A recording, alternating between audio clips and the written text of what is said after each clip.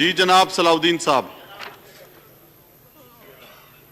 शुक्रिया जनाब deputy speaker कि आपने मेरे पॉइंट ऑफ ऑर्डर पे मुझे बात करने का मौका दिया और मैं सुबह से इंतज़ार कर रहा था कि मुझे वक्त मिले, लेकिन वो वक्त नहीं मिल पा रहा था।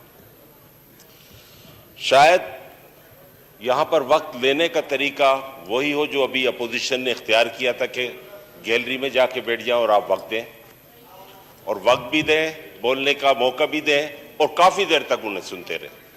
जनाब स्पीकर, हम ट्रेजरी बेंच पे बैठे हैं और ज़्यादा बोलते नहीं हैं, ज़रूरत नहीं पड़ती है उसकी, लेकिन कभी कभी कुछ ऐसा मसला आ जाता है कि हमें बहुत ज़्यादा ज़रूरत पड़ जाती है कि उसके ऊपर बात की जाए। आजकल मॉनसून मौसम है और बारिशों का सिलसिला जारी है, और इन बारिशों के नतीजे में हमारे बलूचिस्तान में, सिंध के दादू ज़िले में और उसके साथ साथ कराची शहर में भी बहुत तबाही मची है। मेरा शहर हैदराबाद भी इससे बहुत ज़्यादा मुतासिर हुआ है। ये कुदरती आफत है और इसका कुछ नहीं किया जा सकता मां सिवाय इसके कि पहले से इसके लिए तैयारी से निपटने के लिए तैयारियां की जाएं। हमारी हुकूमतों ने, ख़ासतौर पर हमारी सूबाई हुकूमतों ने कितनी तैयारी की, वो उसके नताइज तो हमारे सामने हैं। मैं इस वक्त जिस चीज़ पे बात करना चाह रहा हूं कि जनाब स्पीकर, हम पिछले 2 साल से इस तरफ निशानदेही करते चले आए हैं, वो है हैस्को। हैदराबाद शहर में सिर्फ 18 से 20 मिलीमीटर बारिश हुई, और इस बारिश का जब पहला कतरा, पहली बूंद पड़ी तो पूरा हैस्को का निजाम कोलैप्स कर गया। पूरे हैदराबाद शहर में तमाम फीडर,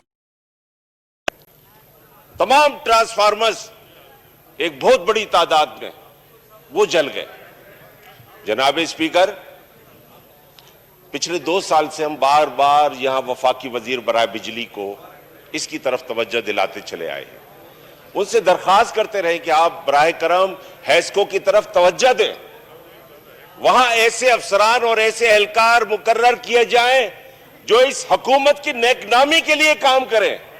लेकिन याद रखें, ये 2 साल ऐसे गुजरे हैं हैस्को के हवाले से कि इस हुकूमत की नेकनामी नहीं हुई है।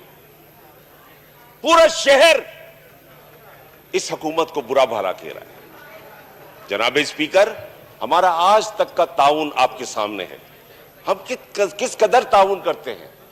क्या अपने शहरियों के लिए, क्या ये दरखास्त करना, बार बार तवज्जो दिलाना मिनिस्टर साहब को कि भाई खुदा के वास्ते वो हैदराबाद शहर में जो हैस्को का निजाम है 10-12 साल पुराना गला सड़ा निजाम है, कोई एक नया उसमें ट्रांसफार्मर नहीं लगाया गया, कोई एक नया फीडर्स नहीं बनाए गए, ना ही वहां पर जो बिजली के तार है उजड़े हुए उसमें कोई तब्दीली की गई।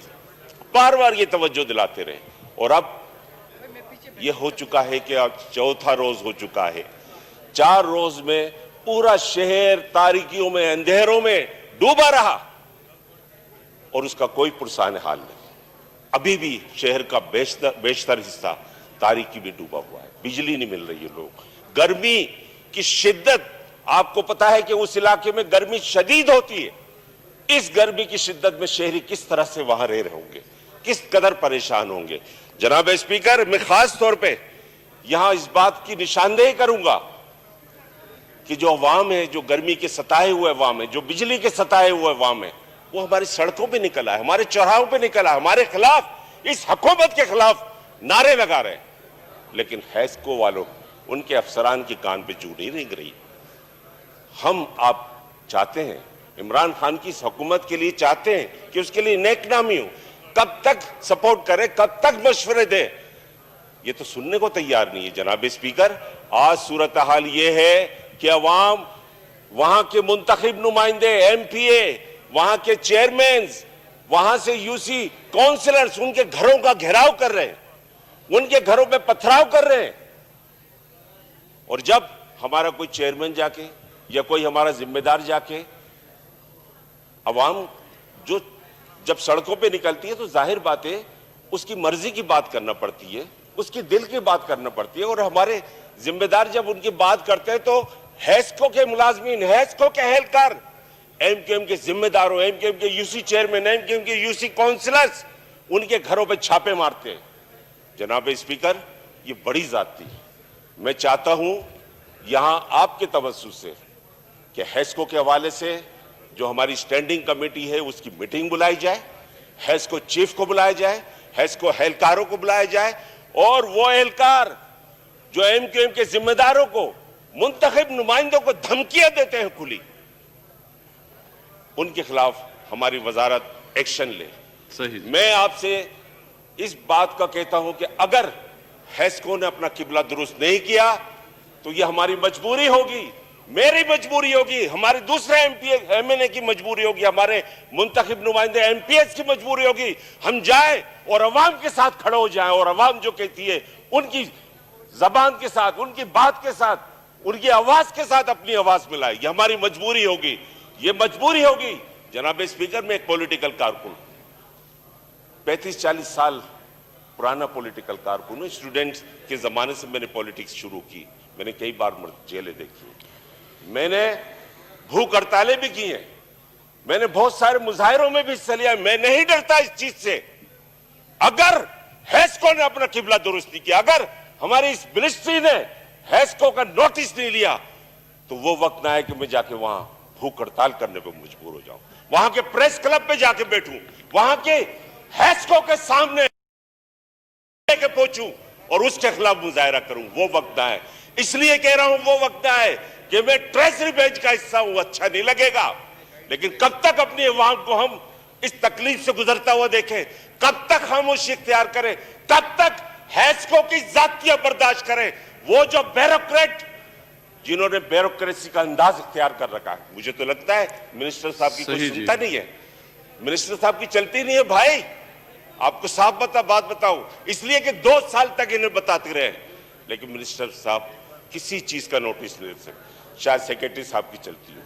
अब कोशिश करेंगे सेक्रेटरी साहब के पास जाए और उनसे दरखास्त करेंगे, भाई हम आगे, आपके आगे वाकई मजबूर हो गए कि आप हमारा ये मसला हल कर दें। हम ये नहीं कहते हैस्को के खसारा है, मसाइल हैं, हम कहते हैं उन मसाइल पे काबू पाओ। पिछले 2 सालों में कितना काबू पा लिए, नहीं पा सके ना। हम कहते हैं काबू पाओ, लेकिन जो चोरी करता है उसके खिलाफ आप एक्शन ले, जो बिजली का गलत इस्तेमाल करता है उसके खिलाफ एक्शन ले, लेकिन जो बिल देते हैं उन्हें कई रोज तक, एक हफ्ते तक अंधेरे में रखना, बहुत शुक्रिया कौन सी बात? जी जनाब।